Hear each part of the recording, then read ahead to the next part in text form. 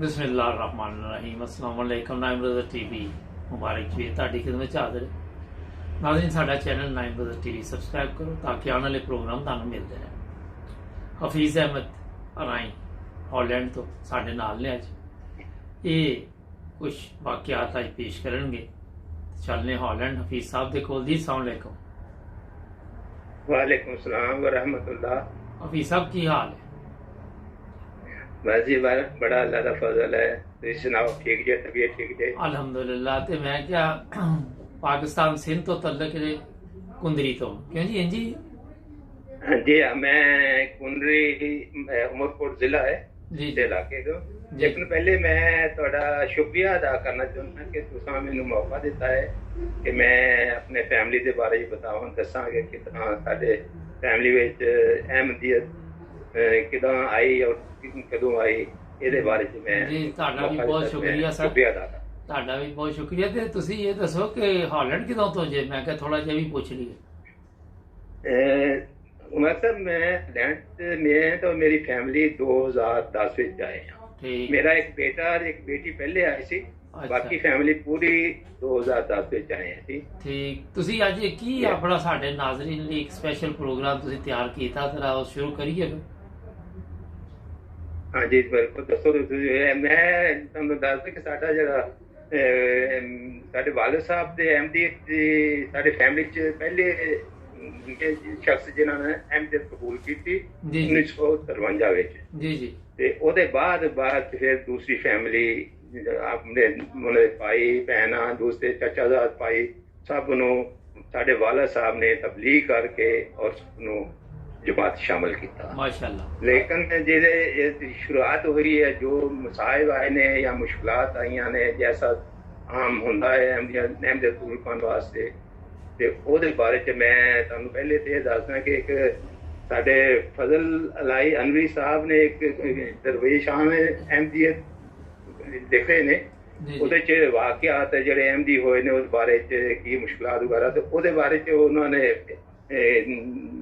दरवेशां ने अहमदियत दी जल्द सौम विच जिक्र कीता है मेरे वालिद साहब दी ते बारे च। मैं थोड़ा चाहना कि पहले वो थोड़ा पढ़ दें, 2 मिनट का है, उसके बाद बाकी डिस्कस कर लें जी। ठीक है जी जी। अच्छा, तो वो मैं गुजारिश करते सी कि साहब ने ये लिखा है जी कि चौधरी मोहम्मद शरीफ नशैमी की आसमानी हिफाजत जी। इस तरह शुरू किया है। हिफाजत समावी का नराला वाक़या अहमदियत के एक और फिदाई चौधरी मोहम्मद शरीफ साहब नौशहरवी मरहूम के हक में भी जाहिर हुआ। चुनाचे आप अपनी कबूलियत अहमदियत की खुद नोश्त दास्तान में बयान फरमाते हैं जी जी।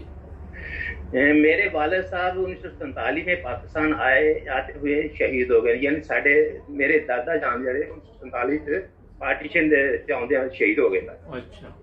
और फरमाते हैं मैं अपनी वालदा 5 छोटे भाइयों और 2 छोटी बहनों का वाहिद कफील रह गया। 1953 में अहमदियत के खिलाफ फसादात मेरे सामने गुजरे जी। मैं कभी कभार दुआ किया करता था कि अल्लाह ताला अहमदियत का मामला मेरे लिए वाज़े फरमा दे जी जी। एक रात फरमाते हैं कि एक रात वालिद मरहूम ने ख्वाब में आकर कहा, यानी कि साढ़े वालिद साहब नूं ख्वाब होंदी है और उन्होंने वालिद साहब यानी साढ़े दादा जान कह रहे ने जी जी कि बेटे मेरे मिर्जा गुलाम अहमद साहब कादियानी अपने तमाम वाई में सच्चे हैं। हम तो मानने से रह गए थे, लेकिन तुम जरूर कबूल कर देना माशाअल्लाह। ये ख्वाब होती है मेरे वालिद साहब ने उन्होंने का जिक्र करते गया जी जी। फिर आगे कहते हैं, आप बताते हैं जब मैंने वालदा साहिबा से अपने अहमदी होने की इजाजत मांगी तो वो सख्त नाराज हुई जी। यानी साड़ी दादी जान वो सख्त नाराज हुई इस गल से। उन्होंने अल्फाज इस तरह है कि मैं तुम्हें अपना दूध नहीं बख्शूंगी, ये अल्फाज लिखे हैं। अच्छा। मैं ये कह कर कि आप समझ लें आपका एक बेटा था जो फौत हो गया है, रब्बा में चला गया जी। आगे फरमाते हैं जब मैं रब्बा से वापस आया तो गांव रब्बा में जाकर अपने बैग कर ली थी, तो गांव में मेरे मज़ई होने की तहशीर हो चुकी थी जी। लोग बातें करने लगे और मुझे वापस अपने दीन में लाने की तजवीज़ें करने लगे। अच्छा। आगे ये कि उन्हें अपने ही गांव के मुखालिफ लोगों की तरफ से क्या क्या तकलीफें पहुंचाई गई और उन्हें अहमदियत से वापस लाने के क्या क्या जतन किए गए। गांव वालों की तरफ से फसाद इस हद तक बढ़ चुका था कि आप फरमाते हैं एक रात मुझे ये खतरा पैदा हो गया कि वो लोग मुझे कत्ल कर देंगे। नाचे मैंने अपने भाई को नजदीकी गांव में भेजा कि वहां जाकर हमारे एक और अजीज को बुला लाए।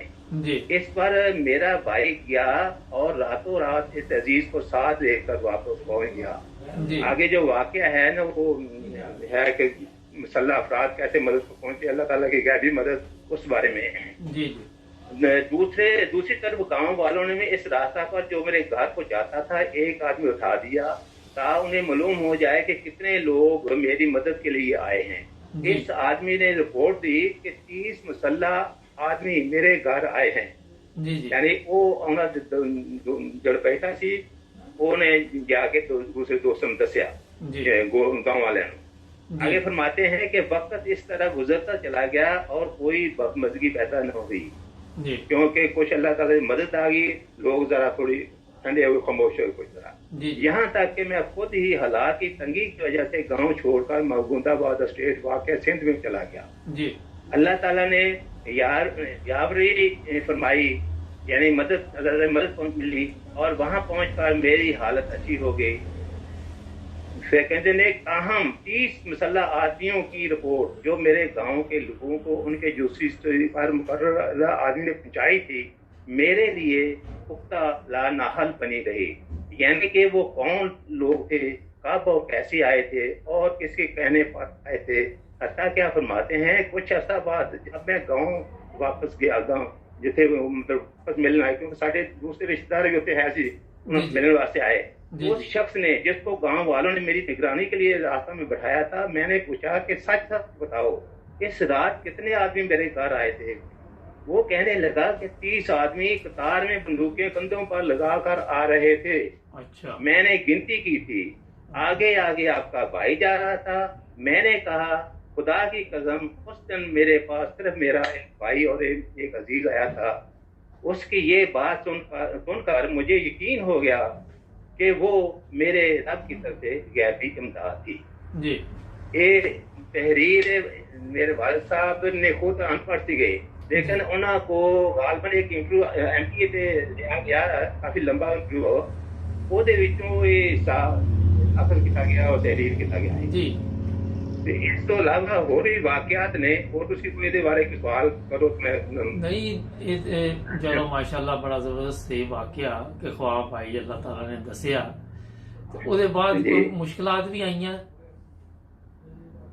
हाँ जी, ਉਹਦੇ ਬਾਅਦ ਮੁਸ਼ਕਲਾਤਾਂ ਉੱਥੇ ਤੇ ਘੱਟ ਹੋਈਆਂ ਨੇ लेकिन उस दौरान इत्थे साडे वालिद साहब दूसरे भाइयों ने क्योंकि पूरी फैमिली अहमदी हो गई सी, वालिद साहब ने सब ने अहमदी कर लिया सीगा। अच्छा, जमात आ गए सी कुछ उन्होंने मिल के फिर मस्जिद बनानी होते पिंड तक विच।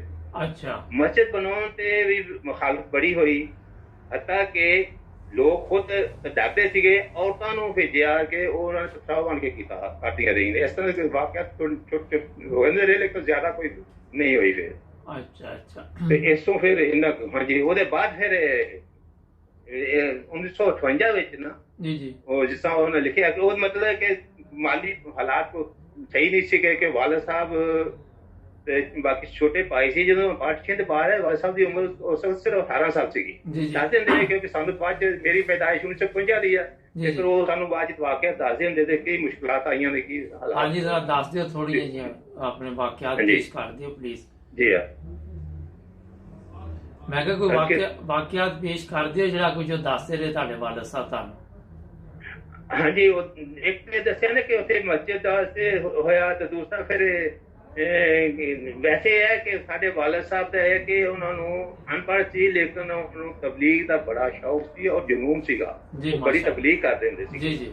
ਤੇ ਇੱਥੇ ਸਿੰਧ ਵਿੱਚ ਆਣ ਕੇ ਵੀ ਆਪਣਾ ਇਹ ਉਹਨਾਂ ਦਾ ਵਸਫ ਸੀਗਾ ਤੇ ਤਬਲੀਗ ਕਰਦੇ ਸੀ। ਇਸ ਤੋਂ ਪਹਿਲੇ ਇੱਕ ਵਾਕਿਆ ਮੈਂ ਦੱਸਦਾ ਕਿ ਇੰਡੀਆ ਵਿੱਚ ਉਹ ਸਾਡੀ ਫੈਮਿਲੀ ਅਹਿਮਦੀ ਨਹੀਂ ਸੀ ਜੀ ਜੀ ਇਹਨਾਂ ਵਿੱਚੋਂ ਕੋਈ, ਲੇਕਿਨ ਇਹਨਾਂ ਦੇ ਖਾਲਾਜ਼ਾਦ ਭਾਈ ਔਰ ਦੂਸਰੇ ਫੈਮਿਲੀ ਇਹੋ ਚੀਜ਼ ਦੇ ਨਾਲੇ ਕਾਫੀ ਅਹਿਮਦੀ ਸਨ ਔਰ ਉਹਨਾਂ ਵਿੱਚ ਸਾਡਾ ਖਾਲਾਜ਼ਾਦ ਦੱਸਦੇ ਹੁੰਦੇ ਨੇ ਕਿ ਸਾਡੇ ਵਾਲਾ ਸਾਹਿਬ ਕਿ ਉਹਨਾਂ ਦਾ ਖਾਲਾਜ਼ਾਦ ਭਾਈ ਸੀ ਉਹ ਤਬਲੀਗ ਕਰਨ ਵਾਸਤੇ ਸਾਡੇ ਕੋਲ ਇੰਡੀਆ ਵਿੱਚ ਸਾਡੇ ਘਰ ਆਉਣਾ ਉਹਨਾਂ ਨੇ ਕਿਉਂਕਿ ਰਿਸ਼ਤੇਦਾਰ ਸੀਗੇ, ਖਾਲਾਜ਼ਾਦ ਭਾਈ ਸੀ ਉਹ ਸਾਨੂੰ ਤਬਲੀਗ ਕਰਦੇ ਹੁੰਦੇ ਸੀਗੇ। ਅੱਛਾ। ਸਾਡੇ ਵਾਲਿਦ ਸਾਹਿਬ ਉਹਲੇ ਇਸ ਚੀਜ਼ ਦੇ ਮੁਤਰਫਰ ਸੀਗੇ, ਲੇਕਿਨ ਉਹਨਾਂ ਦੀ ਜ਼ਿਆਦਾ ਤਾਂ ਨਹੀਂ ਸੀ ਕਰਦੇ, ਲੇਕਿਨ ਉਹਨੂੰ ਕਹਿੰਦੇ ਹੁੰਦੇ ਸੀ ਕਿ ਤੂੰ ਕਿਉਂ ਸਾਡੇ ਪਿੱਛੇ ਪੈ ਗਿਆ, ਲਸੋੜੇ ਦੀ ਗਿੜਕ ਮੰਗੂ, ਤੂੰ ਜਿੰਦੀ ਨਹੀਂ ਛੱਡਦਾ, ਤਬਲੀਗ ਕਰਦਾ ਰਹਿਣਾ। ਲੇਕਿਨ ਉਹ ਮਤਲਬ ਹੈ ਕਿ ਉਹ ਬਕਾਇਦਾ ਤਬਲੀਗ ਕਰਦੇ, ਕਹਿੰਦੇ ਸਾਨੂੰ ਮਤਲਬ ਕੁਛ ਅਸਰ ਹੋ ਗਿਆ ਸੀ ਉੱਥੇ ਹੀ, ਪਤਾ ਲੱਗ ਗਿਆ ਸੀ ਅਹਿਮਦੀਅਤ ਕੀ ਆ। ਲੇਕਿਨ ਅਹਿਮਦੀਅਤ ਕਬੂਲ ਕੀਤੀ ਆ ਕੇ 53 ਦੇ ਬਾਅਦ ਸਾਡੇ ਵਾਲਿਦ ਸਾਹਿਬ। ਅੱਛਾ। ਇਹ ਖਾਬ ਦੇ ਬਾਅਦ ਠੀਕ। ਬਾਕੀ ਜਿਹੜੇ ਦੂਸਰੇ ਹਾਲਾਤ ਨੇ ਇੱਥੇ ਸਿੰਧ ਦੇ ਵਿੱਚ, ਉਹ ਤੇ ਇੱਕ ਅਮੂਮੀ ਜਨਰਲ ਹਾਲਾਤ ਨੇ। ਸਾਡੇ ਕੁੰਡਰੀ ਏਰੀਏ ਦੇ ਵਿੱਚ ਬਹੁਤ ਮੁਖਾਲਫਤ ਹੁੰਦੀ ਸੀਗੀ। 74 ਚ ਤੁਹਾਨੂੰ ਵੀ ਕੋਈ ਨੁਕਸਾਨ ਪਹੁੰਚਿਆ? ਤੁਸੀਂ ਜੀ ਮੈਂ ਕਿਹਾ 74 ਚ ਤੁਹਾਨੂੰ ਵੀ ਕੋਈ ਨੁਕਸਾਨ ਪਹੁੰਚਿਆ ਸੀ?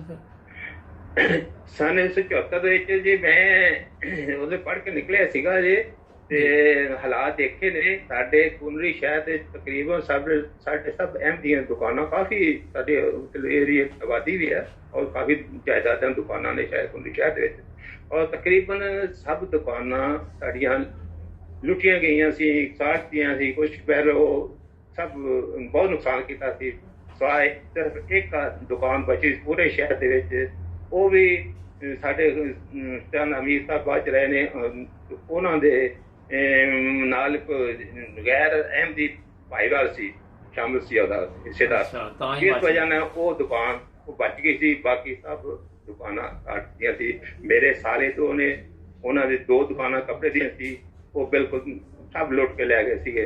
ਬਹੁਤ ਨੁਕਸਾਨ ਕੀਤਾ ਸੀ। ਇਹ ਵਾਕਿਆ ਬਹੁਤ ਕੁੰਡੀ ਬਾਅਦ ਹੁੰਦੇ ਰਹੇ ਨੇ, ਤੇ ਬਹੁਤ ਜੀ। ਹੁਣ ਉਹਦੇ ਬਾਅਦ ਉਹਨਾਂ ਤੇ ਦੁਕਾਨਾਂ ਲੁੱਟ ਲਈਆਂ, ਲੇਕਿਨ ਉਹਦੇ ਬਾਅਦ ਫਿਰ ਅੱਲਾਹ ਤਾਲਾ ਦੇ ਫਜ਼ਲ ਹੋਏ ਸੂ। ਅੱਲਾਹ ਤਾਲਾ ਦੇ ਫਜ਼ਲ ਨੇ ਉਹ ਦੁਕਾਨਾਂ ਚੱਲੀਆਂ ਨੇ, ਬਹੁਤ ਅੱਛੇ ਉਹਨਾਂ ਦੇ ਕਾਰੋਬਾਰ ਚੱਲੇ ਨੇ, ਔਰ ਮਾਸ਼ਾਅੱਲਾ ਉਹਨਾਂ ਦੇ ਬੱਚੇ ਬਾਹਰ ਵੀ ਆ ਗਏ ਨੇ, ਔਰ ਉੱਥੇ ਵੀ ਕਾਰੋਬਾਰ ਨੇ, ਸਭ ਬਹੁਤ ਅੱਛਾ ਅੱਲਾਹ ਨੇ ਫਜ਼ਲ ਕੀਤਾ ਸਭ ਤੇ।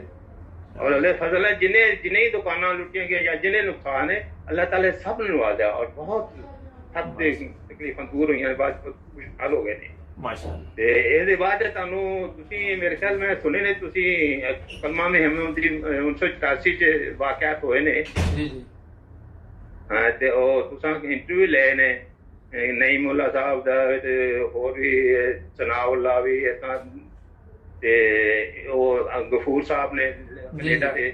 ਤੇ ਉਹ ਮੈਨੂੰ ਯਾਦ ਹੈ ਕਿ ਉਸ ਟਾਈਮ ਜਿਹੜੇ ਹਾਲਾਤ ਸੀ, ਅਸੀਂ ਮੈਂ ਅੱਖਾਂ ਦੇਖੇ, ਬਲਕਿ ਮੈਂ ਉਦੋਂ ਜਮਾਤੀ ਉਹਦਾ ਸੀ ਮੇਰੇ ਕੋਲ, ਜਿਸ ਤਰ੍ਹਾਂ ਕਿ ਮਜਲਿਸ ਮੁਦਾਵਤ ਕਾਇਮ ਮਜਲਿਸ ਸੀ ਖੁਦਾ ਮਹਿਮਦੀਆ ਦਾ, ਔਰ ਮੇਰੀ ਮਜਲਿਸ ਵਿੱਚੋਂ ਵੀ ਤਕਰੀਬਨ 11 ਹੁਕਾਮ ਜਿਹੜੇ ਨਾ ਉਹ ਅਸੀਰਾਂ ਜਿਹੜਾ ਵੀ ਗਏ ਨੇ।